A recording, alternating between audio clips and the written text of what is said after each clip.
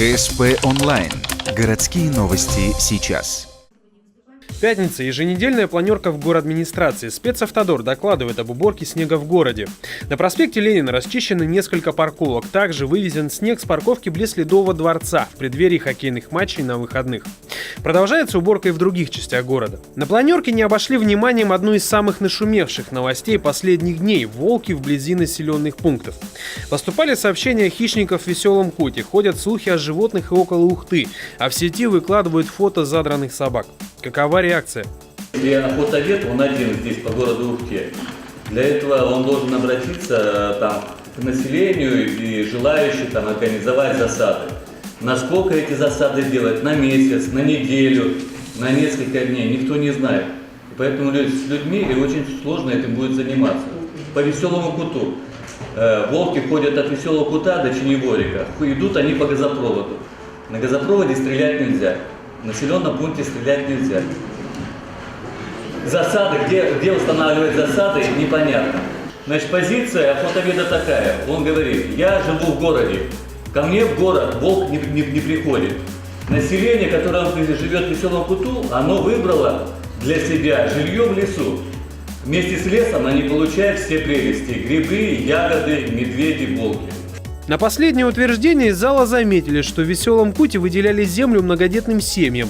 В ответ в тот же самый зал отпарировали, мол, не принуждали же брать эту землю. Местный триллер про санитаров леса набирает обороты. Еще один вопрос – мост в парке Кео, близ шахматного клуба и пруда. Несколько месяцев назад звучало, что его ремонт должен начаться в ноябре. Сейчас внешне никаких работ не заметно. Утверждена и согласован. На сегодняшний день идет подготовительная работа. Я думаю, если по договоренности, которая существует, ничего не произойдет, то люди сделают. Мост готов.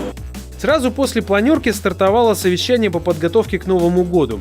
Уже сейчас на площадях города устанавливают елки, вскоре их нарядят, в Ухте начнут проходить утренники и праздники для детей. Им также вручат подарки, а город приступит к ежегодному состязанию, кто лучше украсит свою организацию, фасад зданий. Первое крупное событие в честь Нового года произойдет 24 декабря. Основное мероприятие у нас, которое начинает цикл мероприятий по празднованию Нового года и Рождества Христова, это парад Деда Мороза, который состоится 24 декабря в 11 часов. Это будет шествие, оно начинается с Первомайской площади, в 11 театрализованных представлений, игровыми моментами на Первомайской площади. Далее колонна пройдет по улицам города, попутно заворачивая на площади около УГТУ, сервиса и далее на Комсомольскую. Сказочные персонажи, песни, пляски прилагаются. Сейчас есть сложности со строительством снежных и ледяных городков в силу относительно теплой погоды, но они все же должны появиться. Традиционно помощь в украшении города муниципалитету окажут предприятия. В населенных пунктах МОГУ также ожидается череда праздничных событий.